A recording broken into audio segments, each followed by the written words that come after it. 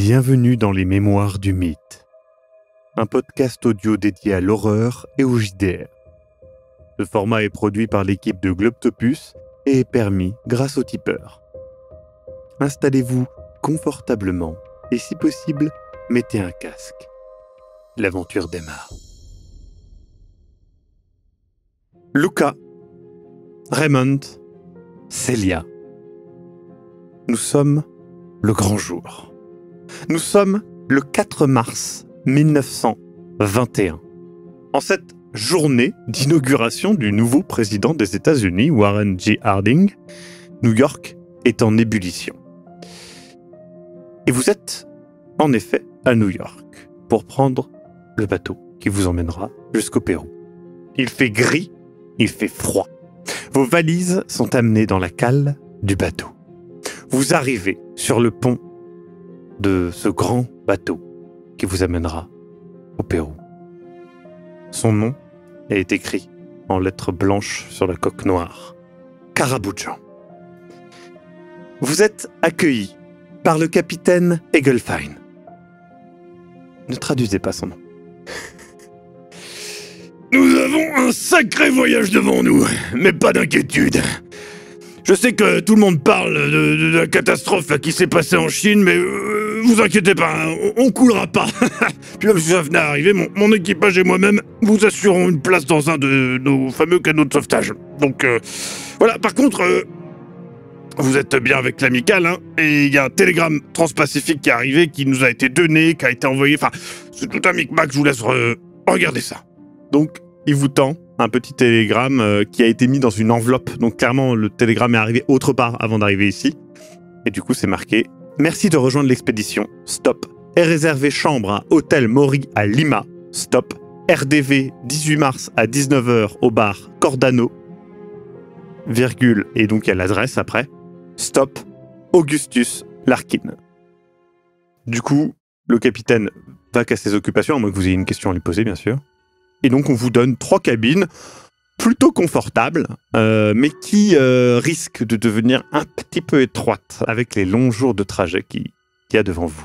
Je lui demande si les cabines sont au centre du bateau. Ah oui, on fait en sorte que... Parce que le Carabujan a été construit avec le top de technologie, et du coup, les cabines sont bien au centre pour ne pas trop donner le mal de mer. N'oubliez pas, hein, pour le mal de mer, il ne faut pas oublier les 4 F. Vous les connaissez, bien sûr. Attendez. Fatigue. Oui. La frousse. La faim. Attendez. Fatigue. Frousse. Faim. Froid. Tout à fait. La fatigue, le froid, la faim et la frousse. Dormez bien. Couvrez-vous bien. Mangez correctement. Et n'ayez pas trop peur, hein? Allez. Bon. Je vous laisse. J'ai des choses à faire. On a un voyage à préparer. Et du coup, il redescend. Les membres de l'équipage s'activent et puis vous voyez, ça y est, le paysage de New York s'éloigner. On se connaît ? Et justement, après vous êtes installés rapidement dans vos cabines, vous vous réunissez dans un espace commun qu'il y a, évidemment, et puis... vous vous êtes déjà aperçu ou vu une photo dans justement la galerie de l'amicale, mais vous ne vous êtes jamais parlé en soi et donc vous voyez tous les trois un peu étonnés déjà par le peu de gens qu'il y a pour cette expédition et puis par ça fait vous n'avez pas tous les trois pour être franc des physiques, franchement, d'explorateurs. On sent que c'est un peu votre première fois, ça se voit. Et étonnamment, vous jugez tous un petit peu comme ça, sans vraiment avoir le recul sur le fait que c'est votre propre expérience aussi. Et donc, vous êtes dans l'espace commun, à regarder les divers breloques qui ont été amoncelés par l'équipage et le capitaine Egelfine. Bonjour. Messieurs, je tends la main à Luca et je dis Celia Langdon. Enchanté, Luca Lizzi. Je lui serre la main. Je me tourne vers l'autre personne, à qui je serre la main également. Bonjour.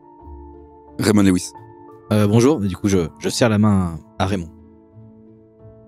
Je lui sers de façon vigoureuse. Les 4 F, c'est dans un manuel. Vous avez lu ça quelque part? Parce que Non, je les connaissais c'est pas. juste une personne dont j'écoute souvent les conseils qui m'a donné ceci et en fait du coup il s'est avéré que peut-être que c'est des bons conseils. Bah, ça a l'air de suivre le bon sens en tout cas. Avoir froid, faim, peur Proust. ou être fatigué, Exact. c'est peu agréable en temps normal et sur un bateau, probablement encore moins. Vous avez déjà vogué? Jamais d'aussi long trajet. Et vous? J'ai absolument pas le pied marin. Donc vous avez déjà navigué avec peu de succès? Sur un petit voilier, peut-être? Peut-être. Sur un lac? Pour moi en tout cas c'est la première fois. Oui, bon, c'est ma première fois aussi.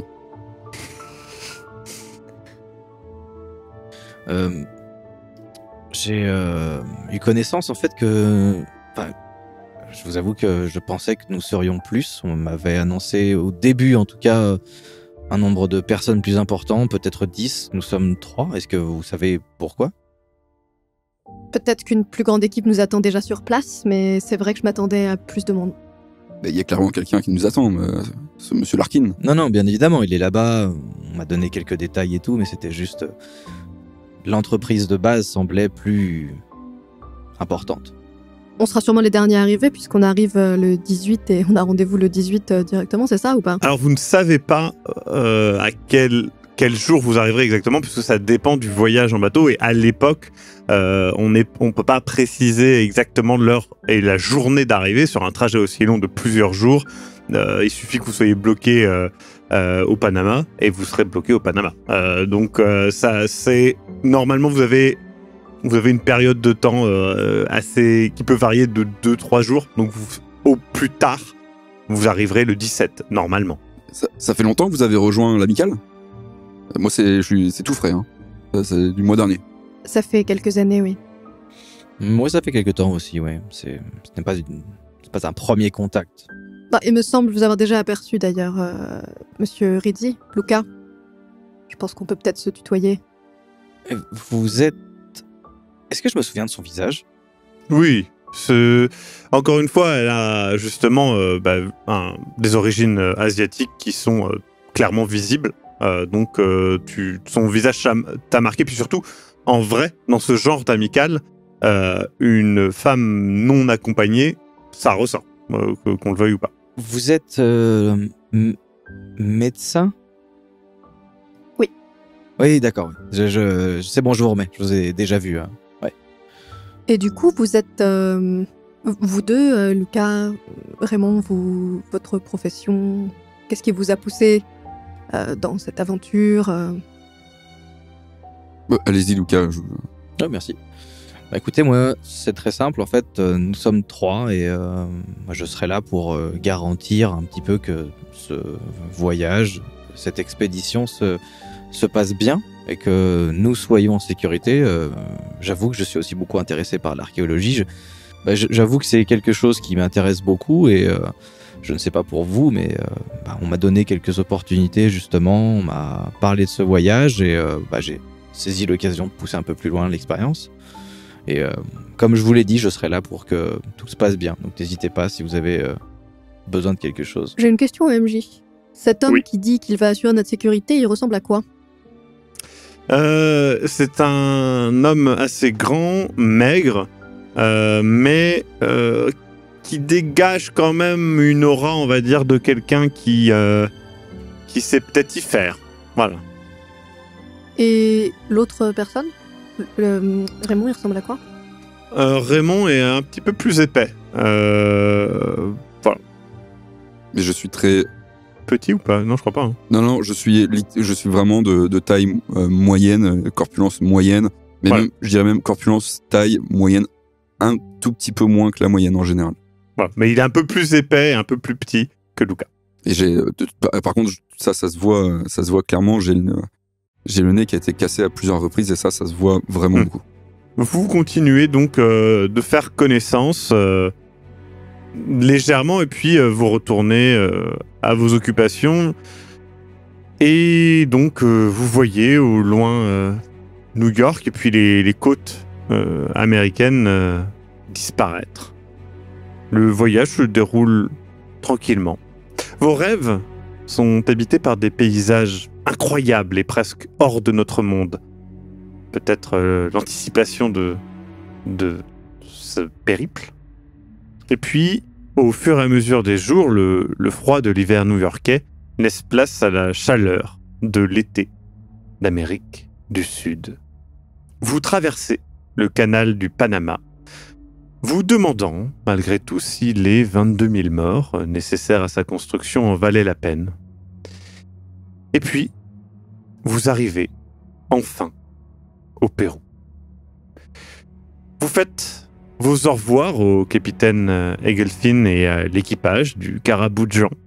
Vous engagez des porteurs et allez jusqu'à l'hôtel Maury, où vous vous écroulez de fatigue. Le lendemain, le fameux 18 mars, vous passez la journée dans votre chambre à régler les différents papiers, écrire les courriers à vos proches, aussi à l'amicale, évidemment. Et puis vous vous retrouvez tous les trois dans le hall de l'hôtel. Alors, pour être honnête, l'hôtel Maury, c'est pas l'hôtel le plus luxueux que vous connaissez, mais ça va. Et donc, vous êtes tous les trois prêts à aller à votre rendez-vous au bar Cordano à 19h. Il vous reste un petit peu de temps. Et donc, vous apprêtez à sortir. Vous sortez donc dans les rues de Lima. Le soleil est couché depuis une petite heure maintenant, mais la température reste largement au-dessus de 20 degrés. C'est très agréable, vous qui êtes habitué à des températures négatives à Boston et ses environs. Les rues de Lima sont remplies d'activités. Les bâtiments sont beaux, blancs et relativement bien entretenus. Vous traversez la fameuse Plaza San Martin où une immense statue d'un cavalier se tient au milieu d'un espace d'allées et de petits jardins. En haut de certains immeubles très travaillés se tiennent des panneaux publicitaires. Vous êtes presque surpris de vous croire à Paris ou dans une autre ville d'Europe, mais les passants échangeant en espagnol et aux vêtements plus colorés que ce dont vous avez l'habitude vous ramènent rapidement à la réalité. Vous avez échangé, évidemment, vos dollars contre des sols, la monnaie du Pérou, et vous avez la tête pleine de questions sur l'expédition qui vous attend et l'équipe qui va vous accompagner, puisque malgré tout, vous espérez quand même ne pas être 3 ou 4, ça vous inquiète un petit peu. Et à force de découvertes et d'émerveillement dans cette ville de Lima, vous vous retrouvez face au bar Cordano. Vous êtes un petit peu en avance. Si vous voulez faire quelque chose dans la rue ou quoi que ce soit, vous pouvez. Dites, l'un d'entre vous a déjà mis les pieds en Amérique du Sud ? Non. D'accord. Donc, on n'a aucune idée des coutumes ou des choses à ne pas faire. Je vous conseillerais de ne pas faire de choses qui vous sembleraient déjà déplacées dans notre pays. Vous pensiez à des choses ? Ah non, pas du tout, J'aime bien savoir à quoi j'ai affaire. Je pense que le meilleur moyen, c'est d'observer et de ne pas trop parler au début. De toute façon, est-ce que l'un d'entre vous parle espagnol ? Non. Nous verrons. Donc, ne pas trop parler, ne pas froisser les gens. Non mais vraiment, juste observer, profiter un petit peu de cette nouveauté, mais ne parlez pas aux gens tout de suite. Je te cache pas que en fait c'est plus une question de excitation, adrénaline. Ouais. Vous entrez donc dans le bar Cordano ? Oui.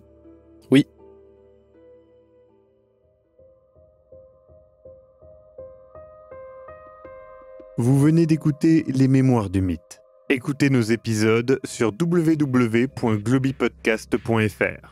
Retrouvez la liste complète des épisodes en description. Le rythme de publication est d'un épisode chaque mardi et chaque samedi. Les joueurs et joueuses sont CC Trouille, Eric Da Silva et Sirmas Cox. Je suis, moi, le maître du jeu, Maxime Robinet, et l'audio est monté par Ez. Les musiques utilisées viennent du site Epidemic Sound. soutenez-nous et obtenez les épisodes un mois en avance sur tipeee.com/sombre-machination. À très bientôt.